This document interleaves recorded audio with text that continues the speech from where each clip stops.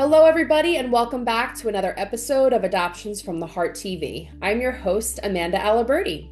I'd like to welcome Trisha and Kevin, who were placed with their daughter in 2017 through Adoptions from the Heart. So, welcome, guys. Thank you. Thank you. Can you guys share with us a little bit about what your experience was like when you were deciding to build your family and what brought you to our agency? Okay, we had tried basically all of the traditional methods to have a biological child, and eventually we got to the point where, having lost a child through IUI, we said it's time to go to the next step. So we met with Janice Toole, your social worker here in Virginia. We asked her some pretty stark questions.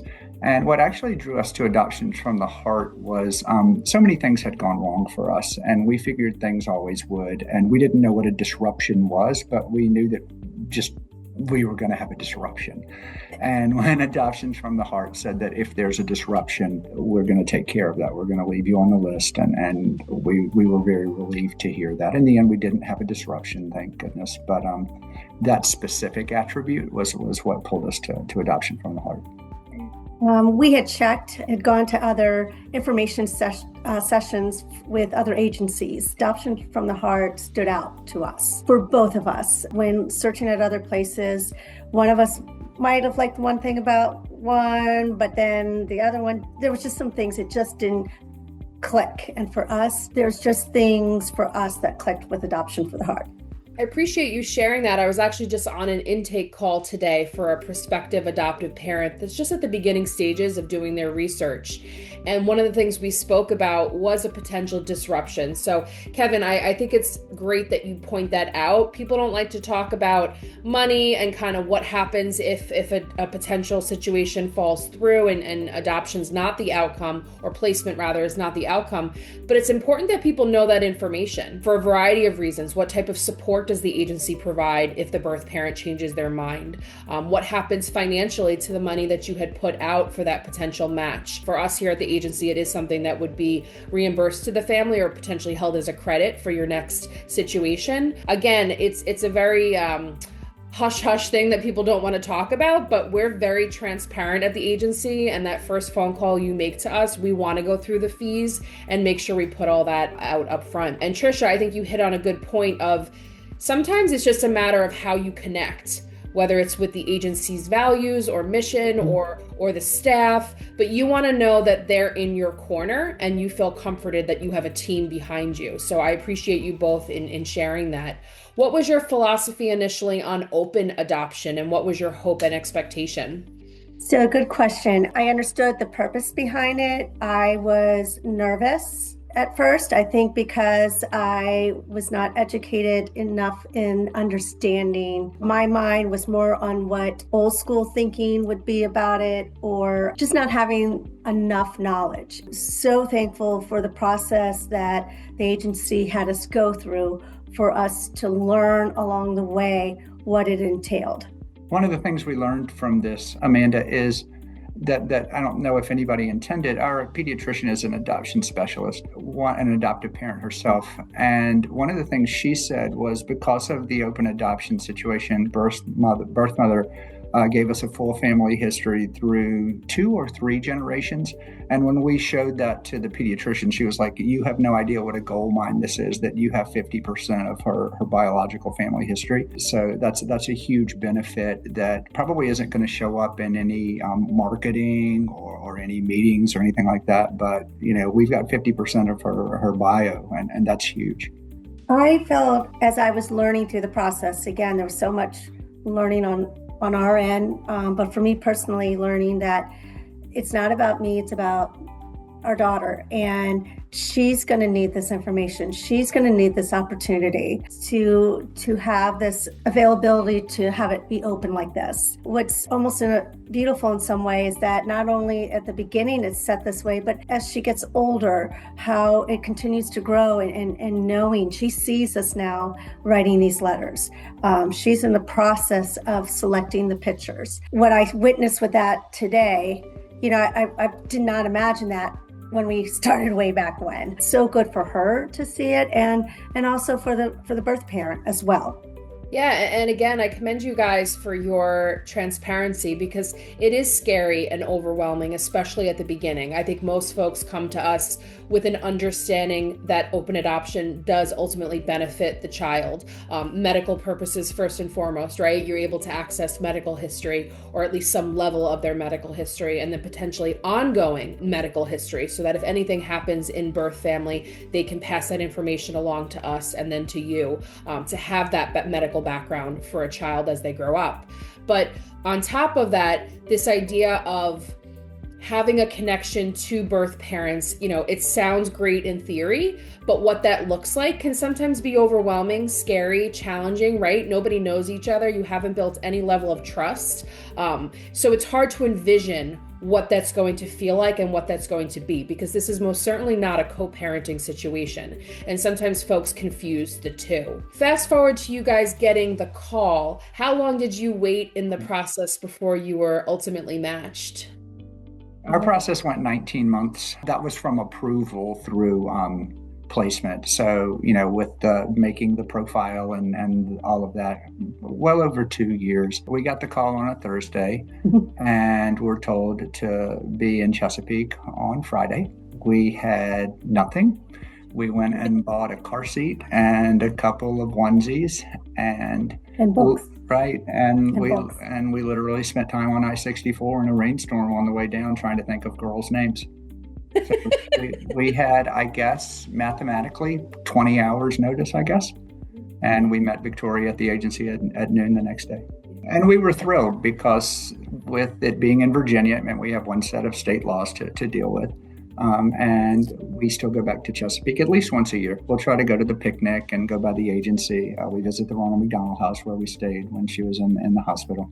So, and that's become part of her process. Like she donates things to the Ronald McDonald House and goes to the hospital to see like the fish display and stuff like that. You guys seem very open and transparent with your daughter about her story and her experience, or your experience with adoption. Talk to us about what life looks like today. Do you have any connection to birth parents? And if not, how do you still honor open adoption in your household?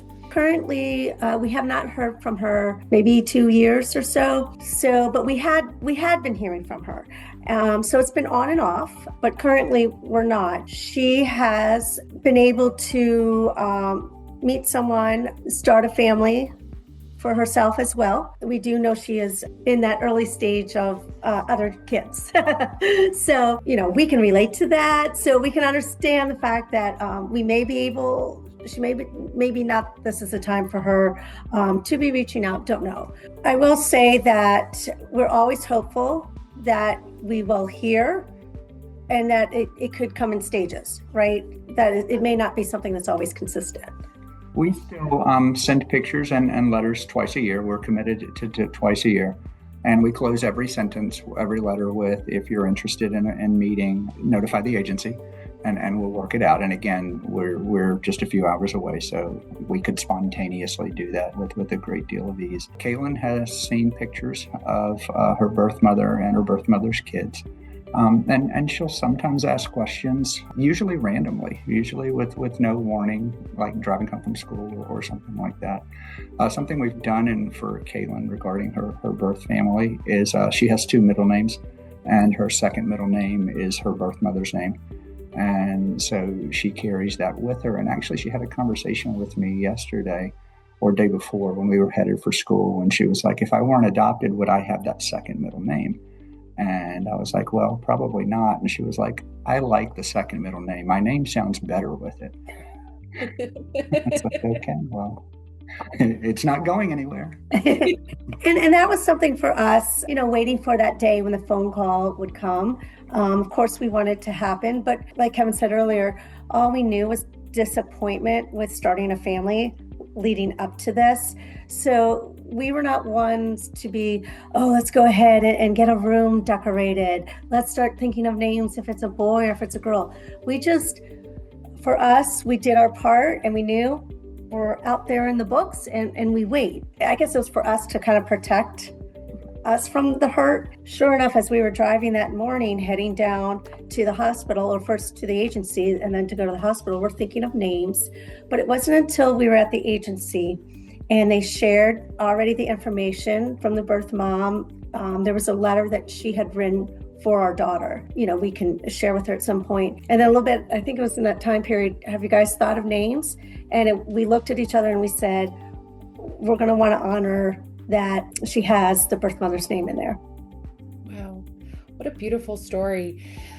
And again, I think it's hard for folks to envision all of this in the beginning, or if maybe you're less aware or educated on what open adoption is. The story you're describing and the relationship you seem to have with birth parent is very common, right? So the ups and the downs is kind of what we call it, like inconsistent openness is very normal. Because the idea is, they have a life, you have a life. People move on and things happen. There may be challenges or milestones that birth family is going through that they need to hit the pause button for a minute and take a step back, right? Doesn't mean that she doesn't want openness or may not revisit the open relationship down the road. But the bigger piece to all of this is that you continue to maintain the promises that you made, the commitment you made, and you're still honoring her in your family, because it sounds like Caitlin is growing up with a very good understanding who she is, why she made this plan. Mm-hmm. I mean, she's participating in helping to write the letters and pick out pictures. Like, that's really awesome.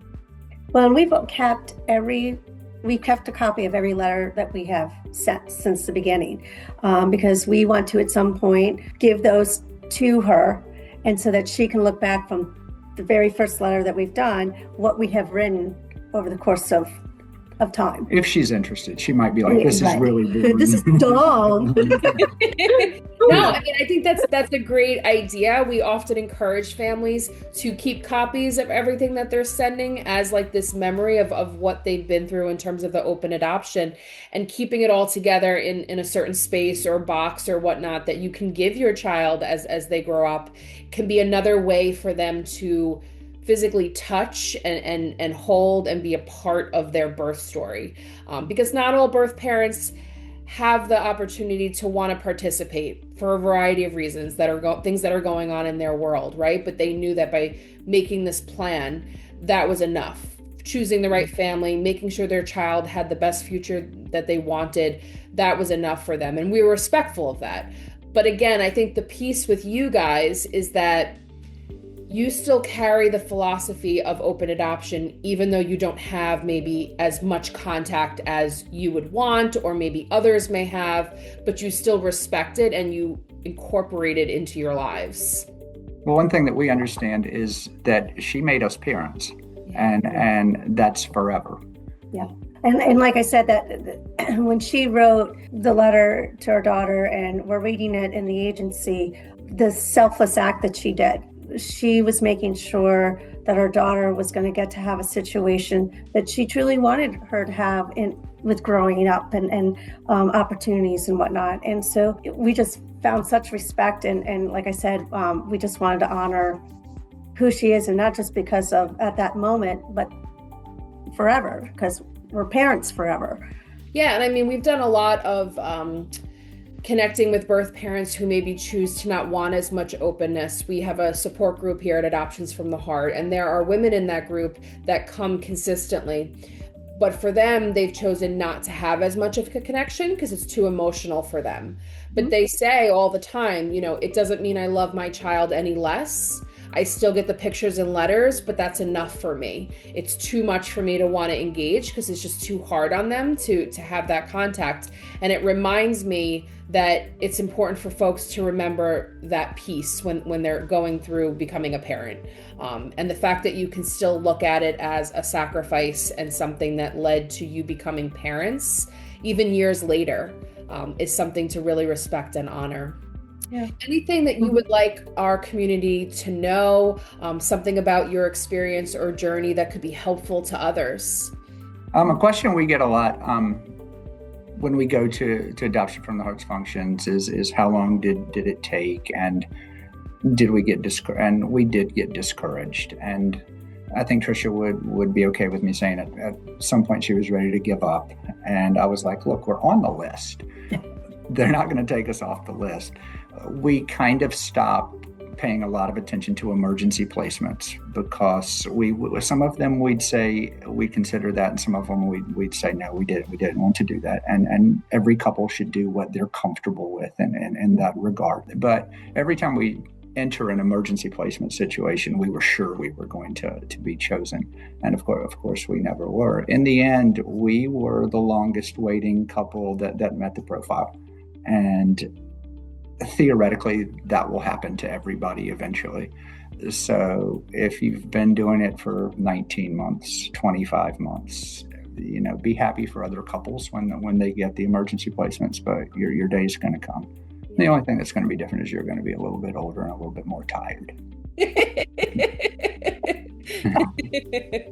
I'll never forget. I remember placing with a woman. It was a single woman, and she had been waiting a little over 4 years, which was a very long time in what we typically see at the agency. And I remember her walking into the hospital room and handing that baby to her. And the first thing I said was, "How does it feel after 4 years of waiting?" And she just looked at me and said, "None of that matters."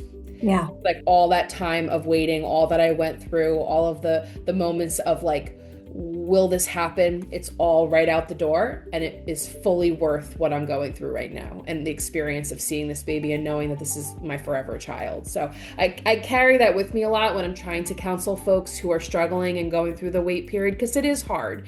And I appreciate you sharing the years of infertility that you may have struggled with, and other folks go through similar things, because it's not just about you coming to Adoptions from the Heart and the time you have with us. You've had your previous history of things that you've gone through, and it's a lot. It's a lot on folks, and not something that people talk about enough because it is such a sensitive topic. So I think it's important to note. Anything from you, Trisha, that you would like folks to know? Well, experience? I was going to say, with what you were just saying, when we started the process, for me, my heart was saying, yes, I want to be a parent. Yes, it doesn't have to be in a traditional way. It can be in a way of through adoption. But I was still going through the grieving of loss. I'm thankful for the amount of time that I did have, because it just helped me and the healing process. One thing I did during this wait, I did go back to school to get my master's. That was a lot. I wouldn't say for people to go and necessarily do that. In fact, our daughter did arrive in the middle of it. And while I was doing it, it helps to have something to focus on during that wait. So maybe if you're somebody who likes exercising, maybe try a marathon or something, find something for you to do. That for me was also part of the healing, and just keeping my mind off of, well, what's coming next? What might happen? What if it doesn't happen? As much as it's easy to go down that rabbit hole, try not to focus on that.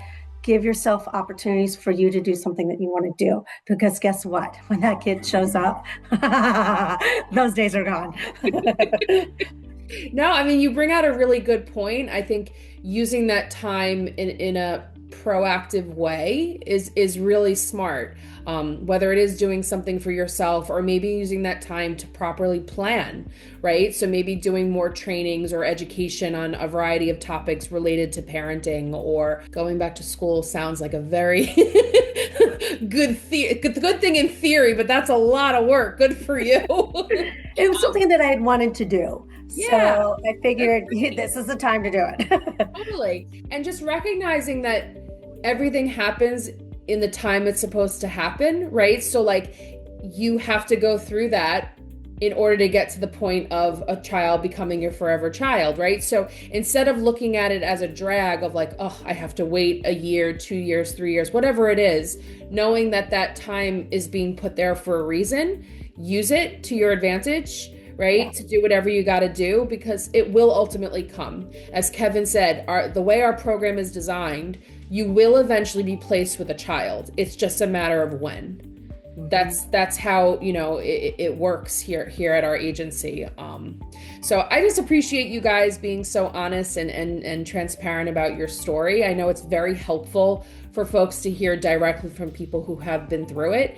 And I also like that you're expressing not just the good, you're talking about some of the hard times that you had to go through, because we want people to be prepared and know what this is all about.